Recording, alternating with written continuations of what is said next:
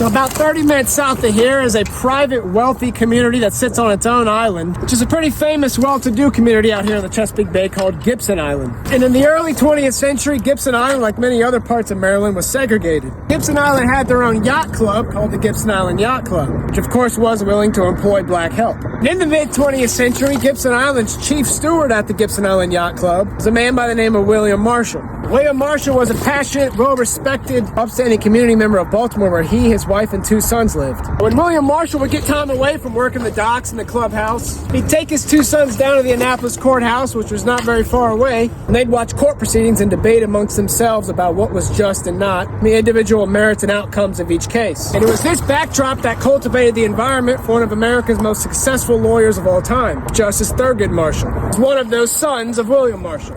In addition to these court visits as a child, Thurgood Marshall also was forced to read and memorize the Constitution as punishment for acting up in class. So suffice to say, by the time he got out of high school, he knew what he wanted to be. When he applied to the University of Maryland Law School, he was immediately denied to become that because of his race. So he kept that in the back of his mind, and he went on to Howard University, where he graduated, of course, top of his class. And in the 1930s, came back to the University of Maryland, only this time in a lawsuit, in the case Murray versus University of Maryland, where he represented Mr. Murray suing the University of Maryland for illegal discrimination in denying his own application to the law school. He successfully litigated that case up to the Maryland Supreme Court, forcing the University of Maryland to become one of the first all-white Southern law schools to desegregate.